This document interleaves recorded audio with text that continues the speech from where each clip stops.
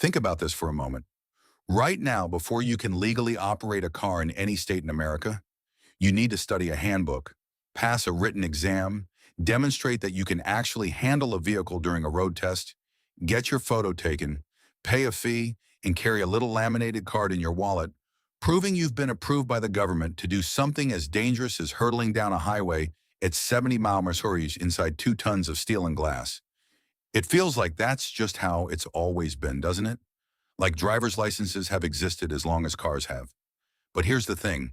For the first several years of the automobile's existence in the United States, there was no license, no test, no minimum age, no registration, no speed limit, no stop sign, no traffic light, no lane markings, no rules of the road whatsoever.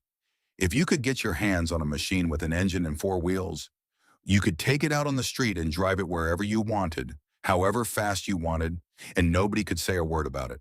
A 12-year-old could do it. A blind man could do it.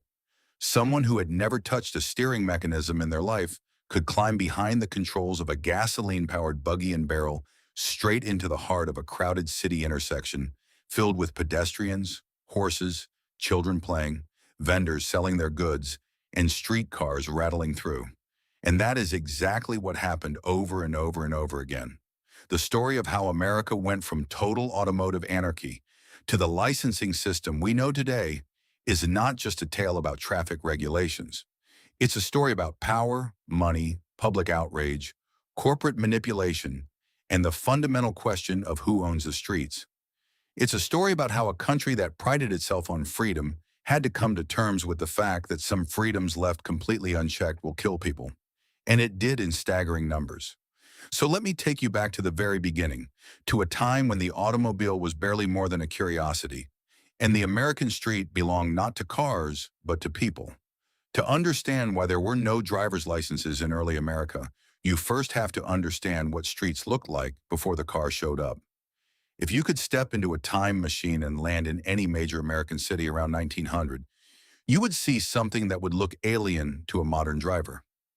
The streets were not divided into lanes. There were no curbs separating the road from the sidewalk in many places.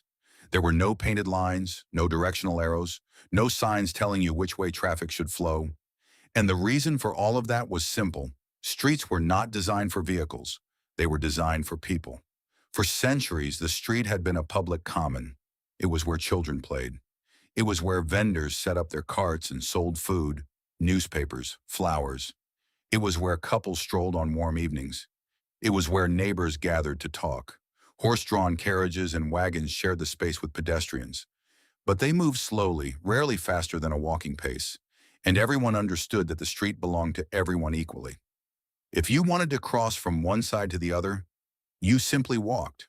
You didn't look left and right the way we're trained to do now. You didn't wait for a signal, you just went because the street was yours. That was the legal understanding, too. Under centuries of Anglo-American common law, every person had an equal right to use the public road. If a carriage driver ran someone down, the driver was at fault. Period. The burden of responsibility fell on whoever was operating the heavier, faster, more dangerous vehicle. Pedestrians were not expected to dodge traffic. Traffic was expected to accommodate pedestrians. And then the automobile arrived. Now, it's important to understand that the car didn't just appear overnight and immediately dominate the landscape. Its introduction was slow, uneven, and deeply controversial. The first gasoline-powered vehicles in America were essentially hand-built experiments. In 1893, Charles and Frank Duryea demonstrated their gasoline-powered engine in Springfield, Massachusetts, and the idea spread quickly. By 1900, there were more than 50 car manufacturers operating in the United States. But the total number of automobiles on American roads was tiny, probably around 8,000 in the entire country. These early machines were expensive, unreliable, loud, and bewildering to the general public. Many of them were powered by steam. Some ran on electricity. Others used gasoline. Each type had different controls, different handling characteristics, and different dangers. Some had tiller steering instead of a wheel. Some had no brakes at all in any meaningful sense. Some could barely manage 10 mph. Others terrifyingly could reach speeds of 40 or even 50. And here's the critical point. There was absolutely nothing stopping anyone from operating one of these machines. No government agency existed to regulate automobiles. No testing procedure had been devised. No age requirement had been set. No insurance was required. No registration was mandated. You didn't need permission from anyone. In fact, many early automobile owners built their own vehicles from scratch. They would attach an engine to a modified wagon or carriage and simply take it out on the road.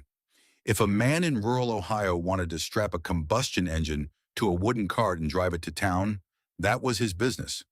The government had no more authority to stop him than it had to stop him from riding a horse.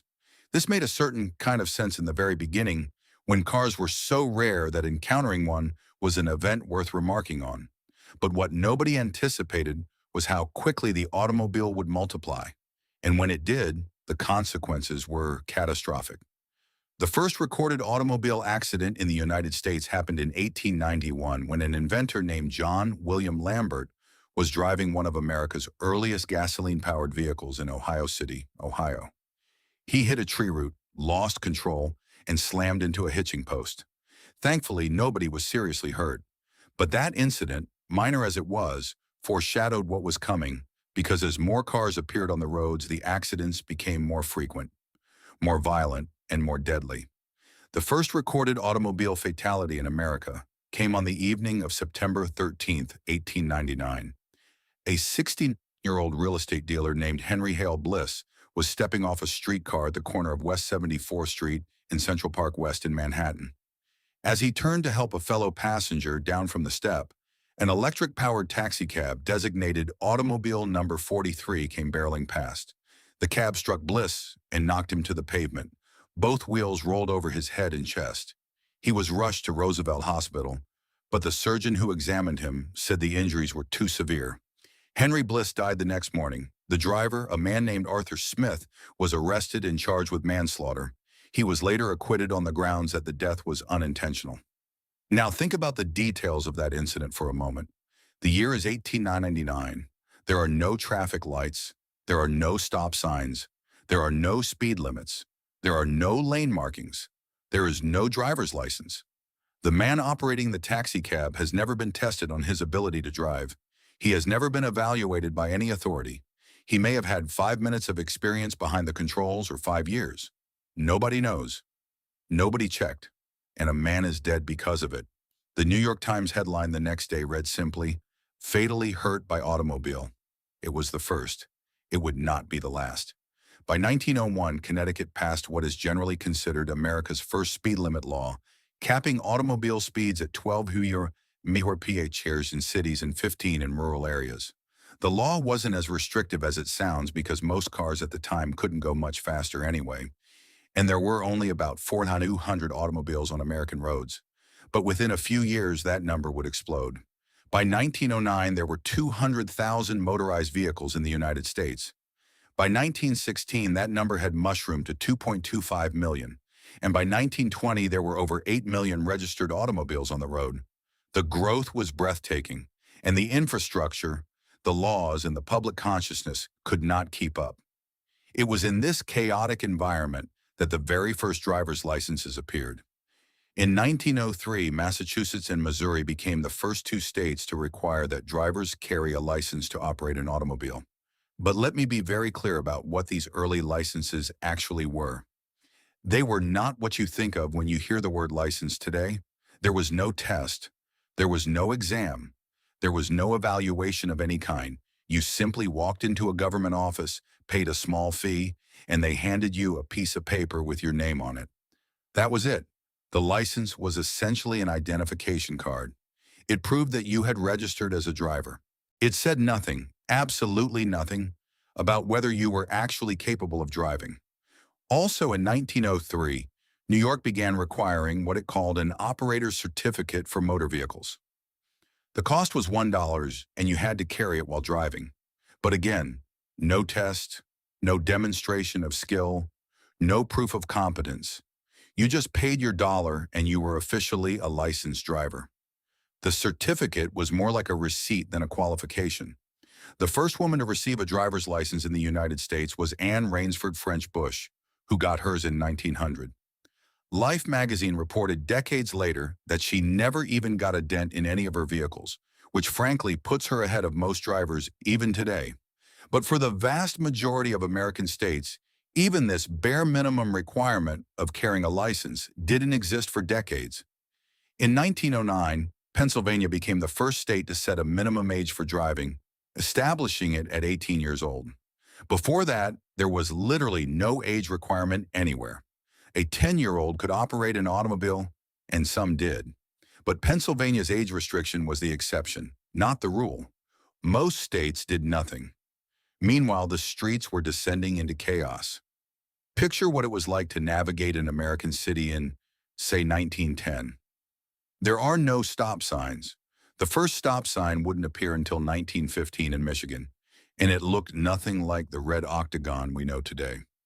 It was a small black sign with white lettering. There are no traffic lights. The first electric traffic signal wouldn't be installed until August 5, 1914, at the intersection of Euclid Avenue and East 105th Street in Cleveland, Ohio. Designed by a man named James Hogue, it featured just two colors, red and green, with the words "Stop and Move" displayed on it. A police officer sitting in a booth on the sidewalk had to manually flip a switch to change the signals. There are no lane markings. The first painted center dividing line didn't appear until 1911 in Michigan. There are no left turn signs.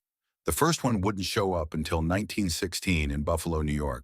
There are no brake lights on the cars themselves. Drivers have no way of signaling their intentions to anyone around them. Into this void of regulation, automobiles poured by the thousands, and the death toll began to mount with sickening speed. In the summer of 1908, in just 2 months, 31 people were killed in car crashes in Detroit alone. So many were injured that the numbers went unrecorded. By 1917, the city of Detroit and its surrounding suburbs had an estimated 65,000 cars on the road, resulting in 7,271 accidents. 168 of those were fatal. 4 of the victims were pedestrians. And this was just one city. Nationally, the carnage was staggering. By 1913, the same year Henry Ford's assembly line began churning out Model Ts at an unprecedented rate. Over 4,000 people died in automobile crashes across the United States, and the numbers kept climbing. By 1920, with more than 8 million vehicles on American roads, over 15,000 people were killed in car crashes in a single year. In the 1920s alone, car drivers killed more than 200,000 Americans. To put that in perspective, that's roughly the number of Americans who died in combat during the entirety of World War I. Except these deaths were happening on American streets in American neighborhoods, often right in front of people's homes and businesses. The public reaction was not what you might expect. Today, we tend to think of car accidents as an unfortunate but inevitable part of modern life. But in the early 20th century, the public did not see it that way at all. People were furious. They saw automobiles as violent, reckless intruders that had invaded their streets and were killing their children. Newspapers regularly printed the names and addresses of drivers who killed pedestrians. In some cities, angry mobs pulled reckless drivers from their cars and beat them. In 1919, Detroit, bells rang out twice a day at churches and City Hall in memory of the victims of automobile fatalities. Teachers read aloud to their students the names of classmates who had been killed by cars. The Georgia Court of Appeals wrote that automobiles were to be classed with ferocious animals and that the law relating to the duty of owners of such animals should be applied to them. The court added, perhaps with a touch of dark humor, that automobiles were not to be classed with bad dogs, vicious bulls, evil-disposed mules, and the like. They were something worse. And in this atmosphere of public outrage and mounting body counts, the licensing question became unavoidable. It was no longer tenable to allow anyone with access to a machine to simply take it onto the road without any proof of competence. But the response was agonizingly slow. It wasn't until 1908 that Rhode Island became the first state to require that drivers actually pass a test before being issued a license. Think about that. 5 years after the first licenses were issued, and nearly a decade after the first automobile fatality, one state finally decided to check if drivers knew what they were doing before letting them loose on the public. And even Rhode Island's test was rudimentary by modern standards. In 1913, New Jersey went a step further and became the first state to require both a written exam and a road test. The written portion consists of what the state's motor vehicle commissioner described as 7 or 8 general questions. The road test evaluated whether the applicant could actually control the vehicle without endangering themselves or others. The commissioner expressed confidence that other states would follow New Jersey's lead and that testing would reduce the number of accidents. He was right about the first part, but the process would take decades. Because here is the astonishing truth. The adoption of driver's licenses and driving tests across the United States was not a swift, coordinated national response to a public safety crisis. It was a painfully slow state-by-state slog that dragged on for over half a century. By 1930, a full 27 years after Massachusetts and Missouri issued their first licenses, only 24 of the 48 states required a license to drive a car, and only 15 of those states required drivers to pass any kind of exam. That means that in 1930, in more than half the states in the country, you could still get behind the wheel of a car with no license, no test, and no proof that you had ever driven before. Some states were shockingly late to the game. Missouri, one of the first 2 states to require a license way back in 1903, didn't require drivers to actually pass a driving test until 1952. That's nearly 50 years of issuing licenses. That meant absolutely nothing. South Dakota didn't start requiring driver's licenses at all until 1954, making it the last state in the country to do so. And it didn't institute a driving exam until 1959 after 240 people died on its roads in a single year. Alaska didn't require driving tests until 1956. Arizona held out until 1951. Illinois waited until 1953. Wisconsin until 1956. These are not obscure frontier territories. These are major American states that waited until well into the second half of the 20th century to require even the most basic proof that drivers could operate their vehicles safely. The question is, why did it take so long? And the answer takes us into one of the most fascinating and disturbing chapters of American cultural history, because the delay was not accidental. It was in large part engineered. You see, as the death toll from automobile accidents skyrocketed in the 1910s and early 1920s, a powerful new political force was emerging in America. The automobile industry, along with its associated network of dealers, oil companies, tire manufacturers, road builders, and driver associations, began to organize into what historians call Motordom. And Motordom had a problem. The public hated cars. People saw automobiles as deadly machines that had stolen their streets and killed their neighbors. Anti-car sentiment was reaching a fever pitch. City councils were debating proposals to install mechanical speed governors on all cars, limiting them to 15 or 20 miles per hour. Politicians were agitating for strict regulations that would severely curtail where and how cars could operate. Car sales actually dropped by 12% between 1923 and 1924. After years of steady growth, the automobile industry was facing an existential threat, and not from a competitor, but from the public itself. Motordom's response was one of the most successful public relations campaigns in American history. Instead of accepting responsibility for the carnage on the streets and advocating for stronger licensing, better training, and more rigorous testing, the automobile industry decided to do something much more radical. They decided to change who got blamed. For centuries, as we discussed, the legal and cultural understanding had been that streets belonged to pedestrians. If a driver hit a pedestrian, the driver was at fault. But the auto industry set out to reverse this. They launched a coordinated campaign to shift the blame from drivers to pedestrians. The goal was simple but audacious. Convince the American public that it was not the car's fault when it killed someone. It was the pedestrian's fault for being in the way. The auto industry's most potent weapon in this campaign was a single word: jaywalker. Now, the term jay in the early 20th century was a slang word for a country bumpkin, a rube, an unsophisticated fool. It was an insult. When the automobile industry and its allies began calling pedestrians who crossed the street outside of designated areas jaywalkers, they were deliberately humiliating them. They were saying that anyone who walked in the street where cars were driving was a stupid hick who didn't know how modern life worked.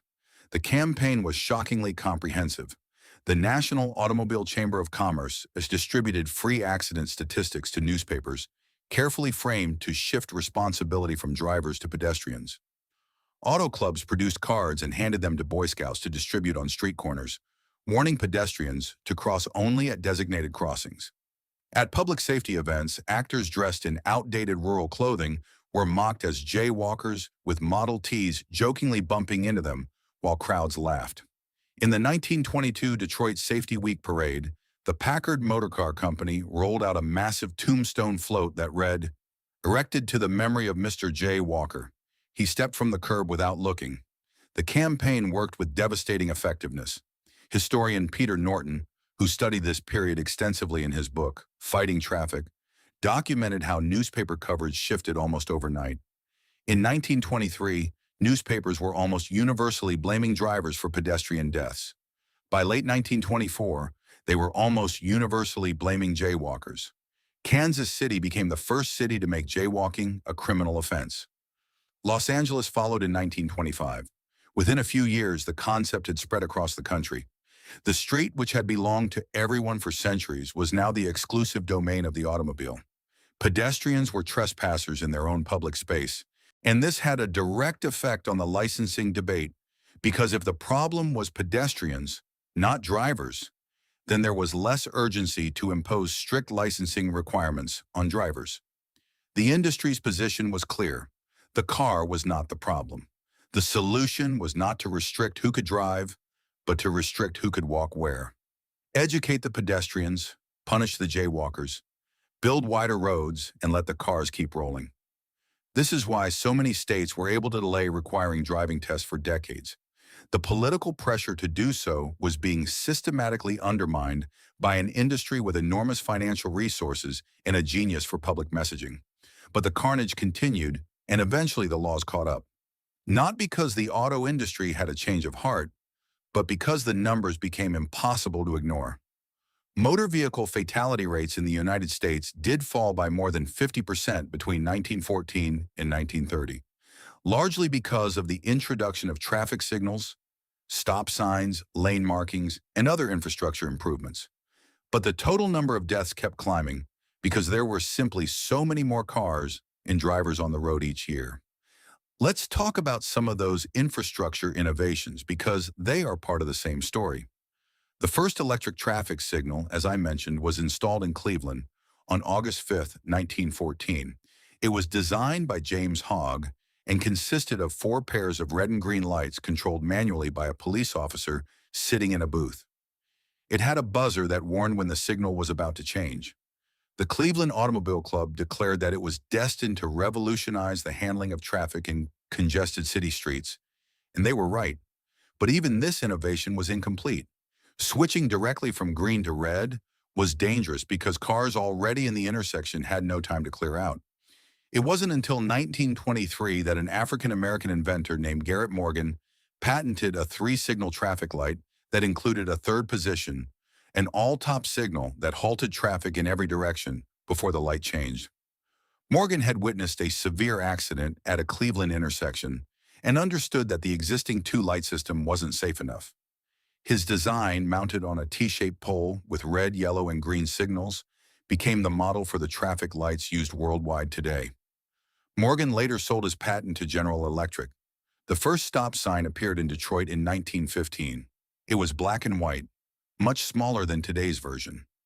In 1922, the octagonal shape was standardized so that drivers approaching from the opposite direction could recognize the shape of the sign from behind and know that oncoming traffic was supposed to stop. The first painted center dividing line appeared on a road in Michigan in 1911. The first traffic island was put into use in San Francisco in 1907. Left-hand drive became standard in American automobiles in 1908, the same year Henry Ford launched the Model T. The first no left turn sign appeared in Buffalo, New York in 1916. Each of these innovations chipped away at the chaos, but they were band-aids on a hemorrhage. The fundamental problem remained. There were millions of drivers on American roads who had never been tested, never been trained, and in many states didn't even need a license. And here's something that should astonish you. Henry Ford himself, the man who did more than perhaps anyone in history to put automobiles in the hands of ordinary Americans, didn't get his first driver's license until 1919. He was 56 years old. Michigan, his home state, simply hadn't required one before that. The man who manufactured millions of cars and built an empire on the principle that every American family should own an automobile drove for years without any government license or approval. Ford's Model T is central to this story because it is what transformed the automobile from a luxury toy for the wealthy into a mass-market product that flooded American streets. When it was first offered in October of 1908, the Model T sold for $825. That was expensive, but Ford was obsessed with driving the price down. He innovated modern mass production techniques, introduced the moving assembly line at his Highland Park plant in 1913 and 1914, and relentlessly cut costs. By 1914, the Model T sold for $490, less than the average annual wage in the United States. By 1924, you could buy one for as little as $290. The result was an explosion in car ownership that reshaped America. Ford sold about 11,000 Model Ts in his first year. By 1914, he was selling $248,000, nearly half the entire American market. By 1916, production exceeded 500,000. The 1 millionth Model T rolled off the assembly line in 1916, and Ford's Highland Park plant was producing 2,000 cars a day. At the end of World War I, Ford manufactured half of all the cars sold in the United States. In 1910, there were fewer than 50 passenger cars for every 10,000 people in America. By 1930, there were more than 1,800. This was a transformation of staggering speed and scale, and the licensing system was hopelessly outmatched by it.